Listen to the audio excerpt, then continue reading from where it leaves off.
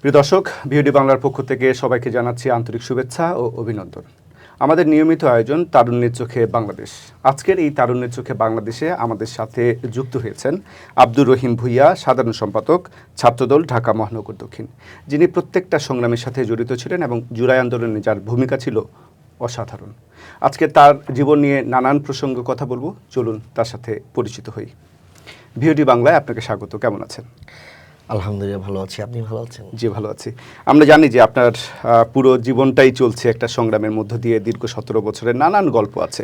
কিন্তু সবার আগে আমরা যাব যে আমরা জানি যে দেশনেত্রী বেগম খালেদা জিয়াকে আপনারা 5 ভাই মিলে রক্ত দিয়েছেন। সেই গল্পটা একটু দর্শকদের উদ্দেশ্যে যদি বলতে চান। জি, ধন্যবাদ আপনাকে। আসলে দেশনেত্রী বেগম খালেদা জিয়াকে আমরা 5 ভাই মিলে রক্ত দিয়েছি, এটা অবশ্যই চিরন্তন সত্য কথা। কিন্তু আমরা বলতে পারিনি স্বৈরাচারী সরকারের কারণে আমাদেরকে বাকরুদ্ধ করে রাখা হয়েছিল। আমরা সে সময় নানান প্রতিকূলতার পরিবেশের মধ্যে জীবনযাপন করছিলাম। ম্যাডাম এভারকেও হাসপাতালে ভর্তি ছিল। আন্দোলন সংগ্রাম তখন চাঙ্গা অবস্থায় ছিল। ম্যাডামকে 2021 সালে মেবি হবে, 2021 সালের দিকে এই চিকিৎসার জন্য আমরা পল্টনে বিক্ষোভ সমাবেশ, বড় বড় ধরনের সমাবেশ করেছি, কিন্তু স্বৈরাচারী সরকার শেখ হাসিনা তাকে বিদেশে চিকিৎসার জন্য দেয়নি। ঠিক তখনই আমরা হঠাৎ করে রাতে বেলায় ফোন আসলো আমাদের। তখন ঢাকা বিশ্ববিদ্যালয়ের আহ্বায়ক ছিল রাকিবুল ইসলাম রাকিব ভাইয়ের সাথে আমার ছোটোবেলা থেকেই উঠা বসা ছিল। প্রায় দীর্ঘ 17 বছর ধরেই তার সাথে পরিচিত আছি আমি। তো সেই সুবাদে আমি রাকিব ভাই হঠাৎ করে আমাকে ফোন দিল, রহিম একটু ইমার্জেন্সি দরকার, রক্ত দিতে হবে। তো আমি তো জানি তোমার রক্তের ব্লাড গ্রুপ বি পজিটিভ। তো তুমি এইভাবে তোমাদের একেবারে তোমাদের ভাইদের সবাইকে বলো রক্ত নিয়ে আসার জন্য, ম্যাডামকে রক্ত দিতে হবে। আমরা তো খুব আবেগ আপ্লুত যে ম্যাডামের অবস্থা এত খারাপ যে ম্যাডামকে রক্ত দিতে হবে। যে ঠিক আছে, আমরা সবাই ভাইরা একসাথে হয়ে আমরা 4 ভাই, আপন 4 ভাই, এক চাস্তো ভাইকে সহ 5 ভাই সহ আমরা এভারকেও হাসপাতালে চলে গেলাম রাতে বেলায়। তখন এবং যদিও কষ্টের একটা জায়গা যে ম্যাডাম অসুস্থ, কিন্তু তারপরে তো একটা ভালো লাগা ছিল যে দেশনেত্রী বেগম খালেদা জিয়াকে রক্ত দিতে যাচ্ছেন। আসলে ভালো লাগা মানে কি, এই আপ্লুত মানে এই আনন্দটা যেমন আছে, আবার খুব কষ্ট অবশ্যই, কারণ তিনি খুব এটা আসলে কি মানে যারা নেত্রীর সাথে চলাফেরা করেছে, নেত্রীকে নিয়ে স্লোগান দিয়েছে রাজপথে, সবসময় আন্দোলন সংগ্রামে নেত্রীর সাথে ছিল, তাদের আবেগটা কিন্তু আরো বেশি।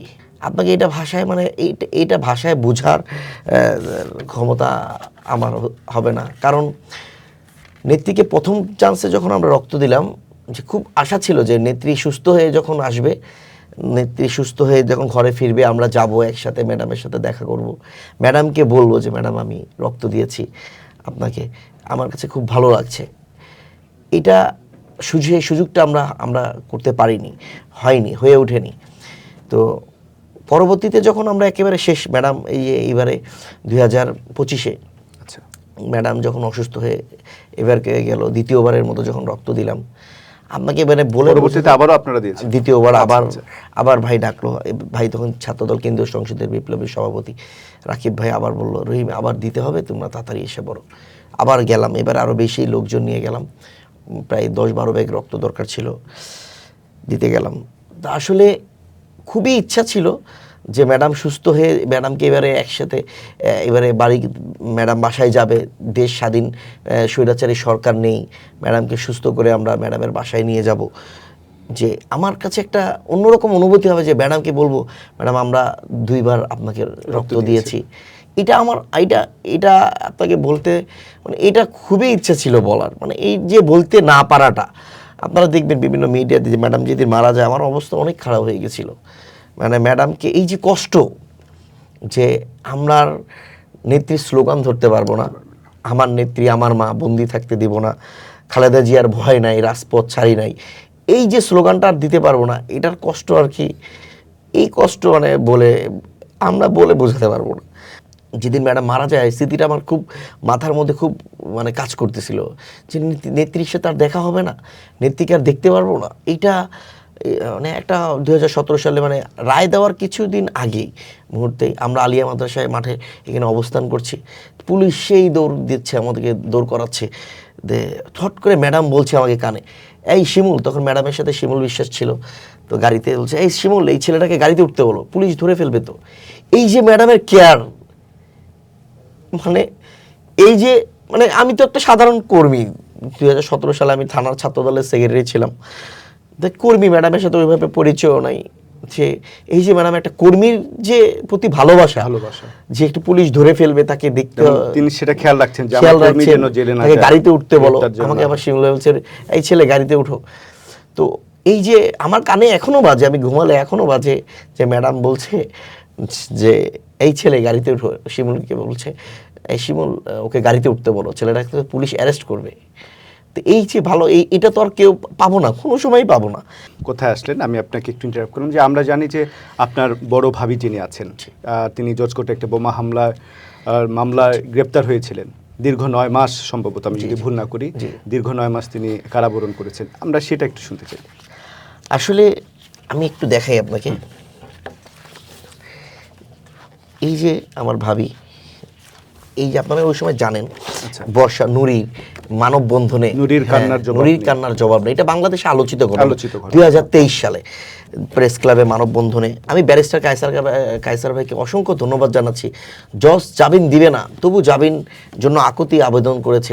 একটা বাচ্চার কান্নার জন্য হলো জজ তো জজ কোর্টে বোমা হামলা মামলা, তাকে কীভাবে জামিন দিই। এই দেখুন, হাজিরা দিতে গেছিল আমার ভাই, এই যে আমার ভাই দাঁড়িয়ে আছে, সিসি ফুটেজে দাঁড়িয়ে আছে, সেখানে আমার ভাবিকে মানে তারা একটা ইয়াদ বানিয়েছে যে ওখানে আমার ভাবি নাকি বম মেরেছে। তা আমার ভাবিকে সেখান থেকে ধরে নিয়ে যে আমার বড় ভাই জেলখানায় অ্যারেস্ট, আমার মেজো ভাই জেলখানায় অ্যারেস্ট, ছোট ভাই অ্যারেস্ট। তো এই একটা মামলায় মানে দীর্ঘ 9টা মাস দিনের পর দিন জামিন করাচ্ছে ব্যারিস্টার কায়সার ভাই, আবার মামলা রিট করে দিচ্ছে, স্টে করে দিচ্ছে সরকার, জামিন দেয়নি। পৈশাচিক নির্মমতার শেষ নেই। 2টা বাচ্চা, আপনার মানে মা ছাড়া একটা বাচ্চা কিভাবে থাকে 2টা বছর। ভাবি তো বাকরুদ্ধ হয়ে গেছে যখন এই জুলাই আন্দোলনের পর ভাবিকে যখন জামিন করাই আমরা, তখন ভাবি মনে করেন প্রায় 2 মাসের মতো জেল মেডিকেলে হাসপাতালে ভর্তি ছিল। তো মানে বার হওয়ার পর আমরা এই যে আপনি দেখেন, আচ্ছা এই যে বার করেছি, বার হওয়ার পর কারাগারের ছবি এটা, পরের এসবি ভাইয়ের সাথে দেখা করতে নিয়ে গেছিলাম। তো আসলে এই নির্মমতা মানে বলে ভাষায় শেষ করা যাবে না। বলা যেতে পারে যে 17 বছর আপনারা পুরো পরিবারটাই একটা ট্রমার মধ্যে ছিলেন। ট্রমা বলতে কি, মানে আমরা 17 বছর মানে পুলিশ খালি আতঙ্কেই থাকতাম যে হয় আমাকে, নাহলে আমার আরেক ভাইকে, নাহলে বাবাকে, নাহলে আরেকজনকে ধরে নিয়েই যাবে। বাসায় তো কেউ থাকতেই পারতাম না, কোনো না কোনোভাবে কেউ না কেউ আন্দোলন সংগ্রামের সময় অ্যারেস্ট হয়ে জেলে জীবনযাপন করত। কিন্তু আমাদের একটাই লক্ষ্য ছিল, বিশেষ করে আমার যেহেতু ছাত্র রাজনীতি করতাম, লক্ষ্য ছিল অ্যারেস্ট হওয়া যাবে না। তবু অনেকবার 3বার গুম হয়েছি। আপনি দেখুন, আপনি পল্টন ময়দানে, পল্টনে আমাদের পার্টি অফিসে আমার বাবা যখন নিখোঁজ ছাত্রদল নেতা আব্দুর রহিম ভুইয়ার পরিবারের নিখোঁজের জন্য প্রেস ব্রিফিং করছে। তো আসলে এইসব দিনগুলির কথা আপনি আমি হাসপাতালে ভর্তি, এই দেখুন ডিবি আমাকে নিয়ে যাচ্ছে, এই যে নিচের ছবিটা। যমুনা টিভি কভারেজ করেছে ছাত্রদল নেতাকে আটকের অভিযোগ, ইশরাকের প্রচারণায় হামলায় আহত হন 2019 সালে ডিবি নিয়ে যাচ্ছে, এই যে আহত হয়েছিলাম। তো আসলে মানে নির্মমতার শেষ মানে এখনকার অনেক তরুণ ইয়াং জেনারেশন অনেক নানান ধরনের দল গঠন করে অনেক কথাই বলছে, তারা অনেক কথা বলতে পারবে, কিন্তু ছাত্রদল, বাংলাদেশ জাতীয়তাবাদী ছাত্রদল, যেই দলের মধ্যে আপনার যেই ত্যাগী কর্মীরা, যেসব ছেলেরা, তরুণরা নিজের জীবনকে বাজি রেখে রাজপথে দীর্ঘ 17 বছর আন্দোলন সংগ্রাম করে আজকে বাংলাদেশকে এনে দিয়েছে নতুন সূর্য, সেটাই সেই 17 বছরের কাহিনী যদি আপনি এক একটা বাংলাদেশের টেকনাফ থেকে তেঁতুলিয়া এক একটা ছাত্র দলের ভাইদেরকে নিয়ে এসে যদি শুনেন, বাংলাদেশের মানুষ জানবে যে আসলে বাংলাদেশ জাতীয়তাবাদী দল বিএনপি কি অর্জন করেছে, জানতে পারবেন তখন আপনারা। এবং আমরা দেখেছি যে আপনি যেহেতু তরুণদের কথা বলছিলেন, যে আন্দোলনের কথা, সেই জায়গায় দেখেছি যে শুধু বাংলাদেশে না, পৃথিবীর যত আন্দোলন হয়েছে, বিশেষ করে যদি আমি আমাদের ভারতবর্ষে বা বাংলাদেশের কথা বলি, যে আন্দোলনে যখনই তরুণরা অংশগ্রহণ করেছে তখনই কিন্তু সেই আন্দোলনটা সফলতা পেয়েছে। কিন্তু আমরা দেখেছি আন্দোলন শেষ হয়ে যাবার পরে তরুণরা কিভাবে যেন ছিটকে পড়ে যায়, তাদের নাম নেওয়া হয় না, বা বিভিন্ন দেখা যায় যে কি বলবো, এক প্রকার তারা হারিয়েই যায়। হ্যাঁ, সেই জায়গাটা আপনি কিভাবে দেখছেন, এবং সেই জায়গায় আপনি কি মনে করছেন যে কিছুটা নতুনদের ভিড়ে আপনি হারিয়ে যাচ্ছেন কিনা? দেখুন, আমি প্রথমে একটু আপনাকে একটু শেয়ার করি, আমি একটু বলি। বিএনপির প্রথম হরতাল এটা 2010 সালের, আমি চ্যালেঞ্জ করে বলছি আপনাকে, 2010 সালের বিএনপির প্রথম হরতাল। সাদেক হোসেন খোকার নেতৃত্বে মেয়র ছিল তখন। আমরা ঢাকা শহরে মানে এমন কোনো গলি নাই, এমন কোনো জায়গা নাই যেখানে আমরা হরতাল পালন করি নাই। আমরা কিন্তু 2010 সালে, এটা কিন্তু 1998 সালে ম্যাডামের সাথে আমার ছবি। আচ্ছা আচ্ছা আচ্ছা, 98-এ ম্যাডামের সাথে আমার ছবি, আব্বু নিয়ে গিয়েছিল ঈদের সময়, আমার বাবা নিয়ে গিয়েছিল। সেই থেকে আমার রাজনীতিতে আসা অনুপ্রেরণা। এখন আন্দোলন, আপনি এই যে আমি 2010 সালে 17 বছর আগের ছবি আমার হরতালের, বিএনপির প্রথম হরতালের আমার, যে 2008 সালে আওয়ামী লীগ ক্ষমতায় এসছে, 2010 সালে বিএনপির প্রথম হরতালে সামনের সারিতে আমরা মেয়র সাহেবের সাথে আমরা হরতাল পালন করছি। এই যে তখন প্রথম অ্যারেস্ট হয়েছিলাম আমি তখন। আপনি যে কথাটা বলেছেন যে আন্দোলন সংগ্রাম করতে যে ছাত্রদলের বা তরুণরা অনেক দিকে পিছিয়ে যাচ্ছে, আমি আপনাকে বলি আমার ক্ষেত্রেই সেটা করেছে। কিছু মানুষ, কিছু কুচক্র মহল চায় যে বিএনপির কিছু হাইব্রিড নেতারা চায় তাদেরকে কোণঠাসা করে রাখতে, কারণ তারা তো আন্দোলন সংগ্রামে ছিল না, আন্দোলন সংগ্রামের অগ্রদিকে তারা ভূমিকা পালন করতে পারে নাই। তারা যদি আজকে অগ্রদিকে ভূমিকা পালন করতো তাহলে মনে করেন আমাদের পিছিয়ে তারা লাগতো না। কারণ আমি স্যালুট দেই আমাদের প্রধানমন্ত্রীকে যে তিনি পুঙ্খানুপুঙ্খানুভাবে তাদেরকেই নেতৃত্বে নিয়ে আসবে, এবং যাদেরকে এমপি মন্ত্রী করছে আমি স্যালুট দেই যে আমাদের প্রধানমন্ত্রী অনেক দূর এগিয়ে যাবে, অনেক দূর এগিয়ে যাবে, এবং সারা বিশ্ব তাকিয়ে থাকবে আমাদের প্রধানমন্ত্রীর দিকে। কিছু হাইব্রিড না তারা থাকবেই, এরকম আমাদের পিছিয়ে লেগে থাকা, এইটা আমি মনে করি। যেহেতু আমাদের প্রধানমন্ত্রী তিনি এখন বাংলাদেশে আছে, তিনি এগুলো পুঙ্খানুপুঙ্খানুভাবে অবজার্ভ করবে যে অবশ্যই যাতে সেই হাইব্রিড নেতাদের কারণে ছাত্রদলের নির্যাতিত, নিপীড়িত এবং যারা নিঃশেষ হয়ে যাচ্ছে, মানে আন্দোলন সংগ্রামে সর্বদিকে ভূমিকা পালন করেছে, তারা যাতে শেষ না হয়ে যায়। আমরা আপনার গল্প শুনছিলাম, আসলেই হৃদয় বিদারক কিছু ঘটনা। আসলে এই আন্দোলনে যে আপনি এতদূর এসছেন, এটা শুধুমাত্র সংগ্রাম করেছেন বলেই। আমরা যেহেতু আপনি তরুণ এবং আমাদের অনুষ্ঠান হচ্ছে তারুণ্যের চোখে বাংলাদেশ, অনেক সংগ্রাম হলো, অবশেষে আপনি একটা স্বতঃস্ফূর্ত একটা নির্বাচন হলো, এবং সেই নির্বাচনে বাংলাদেশ জাতীয়তাবাদী দল বিএনপি আসলো। আপনি তরুণের চোখে কিভাবে দেখতে চান যে বাংলাদেশটা গঠন করবার জন্য কি করা দরকার? রাষ্ট্র পরিচালনা করার জন্য দেশনায়ক তারেক রহমান রাষ্ট্র পরিচালনা করবে, জনগণের ভালোবাসা নিয়ে রাষ্ট্র পরিচালনা করবে। আমরা ততদিন ভ্যানগার্ড হিসেবে, আমরা ততদিন দেশনায়ক তারেক রহমানের সাথে আমরা পাড়া মহল্লা এলাকায় এলাকায় জনগণের সাথে থেকে জনগণের মনকে জয় করার জন্য আমরা প্রত্যেকটা ঘরে আনাচে কানাচে গলিতে গলিতে পাড়া মহল্লায় একসাথে কাঁধে কাঁধ মিলিয়ে আমরা কাজ করব। ১৬ বছরের যেই করুণ ইতিহাসগুলো আছে আমাদের এইগুলো শোনার সৌভাগ্য হবে। আমরা অনুষ্ঠানের শেষ দিকে এসেছি, তার আগে একটু আমরা শুনতে চাই যে যেহেতু তারুণ্যের চোখে বাংলাদেশ অনুষ্ঠানে আপনি তরুণদেরকে রাজনীতিতে আসবার ব্যাপারে কিভাবে উৎসাহিত করবেন, কারণ আমরা দেখতে পাই যে তরুণরা এখন কিছুটা রাজনীতি বিমুখ হয়ে যাচ্ছে, সেটা নানান কারণে হতে পারে। সেই তরুণদের উদ্দেশ্যে আপনি কি বলবেন? দেখুন, আসলে রাজনীতিটা এখন একটা আমরা তো 17 বছর কষ্ট করে এসেছি দেখে আমরা চিনছি কে হাইব্রিড নেতা, কিন্তু আপনি দেখুন 17 বছর আগে যে ছেলেটার 5 বছর বয়স, তার এখন কিন্তু 23 বছর বয়স, 22 বছর বয়স। সেই ছেলেটা তো আপনার মানে সেই ছেলেটা যখন 17 বছর আগে আওয়ামী লীগ ক্ষমতায় ছিল, 17 বছর পর সেই ছেলেটা তো আওয়ামী লীগকেই ক্ষমতায় দেখেছে। আচ্ছা আচ্ছা, সেই ছেলেটা কিন্তু আওয়ামী লীগকেই ক্ষমতা দেখেছে। সেই ছেলেটা দেখে নাই যে বিএনপির সময় কি কি কাজ বিএনপি করেছিল 1991 সালে, তারপরে শহীদ রাষ্ট্রপতি জিয়াউর রহমান কি কি কাজ বাংলাদেশের জন্য করেছে। তো এখন একটা প্ল্যাটফর্ম এসেছে যে আমাদের প্রধানমন্ত্রী আপনার তরুণদেরকে নিয়ে, তরুণরাই কিন্তু বাংলাদেশের প্রাণ, এটা একেবারে মনে প্রাণে আমাদেরকে বিশ্বাস করতে হবে। আজকে তরুণদের মাধ্যমেই বাংলাদেশ রাষ্ট্র পরিচালনা করবে। আপনি একটা ছাত্র দলে নিয়ে আসার জন্য তাকে আগে দেখাতে হবে যে আমাদের দল কি। আমাদের দলে যদি আমি একটা ছাত্রকে নিয়ে, একটা মানুষকে নিয়ে আসি যে ভাই আসো ছাত্র দল, কেন সে করবে? কারণ আমাদের সেই দলে বিভিন্ন ধরনের প্ল্যাটফর্ম আছে। প্রথম প্ল্যাটফর্মটাই কি?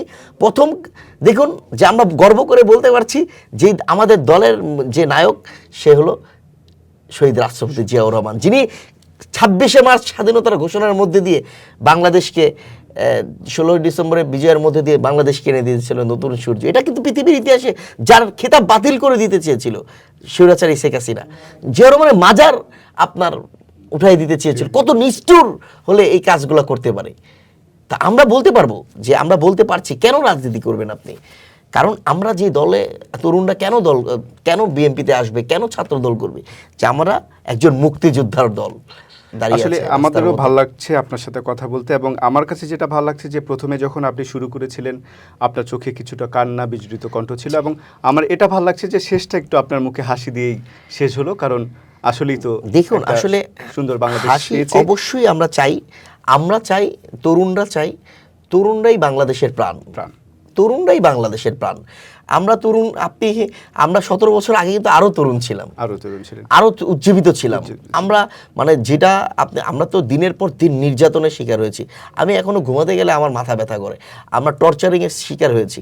আমাদের পায়ে হাতের তালু পা এখনো প্রচুর পরিমাণে ব্যথা করে, পেইন করে, কষ্ট, স্মৃতিগুলা জর্জরিত হয়। এটা কিন্তু প্রচুর কষ্ট। এই কষ্ট কিন্তু যাদের মধ্যে আছে, যারা মামলা হামলা গুম খুনের শিকার হয়েছে, 3বার গুম ফেরত হয়েছি, ভাগ্যক্রমে আজকে আমরা ফিরত আছি। আমরাও তো মারা যেতে পারতাম, আসলে কষ্ট করলেই তো কেষ্ট মেলে। আমরা অনুষ্ঠানের একেবারেই শেষ প্রান্তে চলে এসেছি। অসংখ্য ধন্যবাদ আপনাকে। ধন্যবাদ আপনাকেও। ধন্যবাদ। দর্শক, কথা বলছিলাম আব্দুর রহিম ভূঁইয়ার সাথে, যিনি সংগ্রাম করেছেন। এখনও দেশের প্রয়োজনে, দলের প্রয়োজনে যখন সংগ্রাম করবার প্রয়োজন হবে তিনি কিন্তু সেই সংগ্রামে যাবেন, এবং যিনি বিশ্বাস করেন তরুণরাই সামনের পথ এগিয়ে নিয়ে যাবে, এবং তিনি চান একটি সুন্দর বাংলাদেশ গড়ে উঠুক। দর্শক, তার সাথে আমরাও এই অনুষ্ঠানের তারুণ্যের চোখে বাংলাদেশ বলতে চাই যে তরুণরা আগামীর এই বাংলাদেশকে সামনে নিয়ে যাক। দর্শক, এতক্ষণ ধরে যারা আপনারা ভিওডি বাংলার সাথে ছিলেন তাদেরকে অসংখ্য ধন্যবাদ জানিয়ে আজকের মতো অনুষ্ঠান এখানেই শেষ করছি। সবাই ভালো থাকবেন, সুস্থ থাকবেন।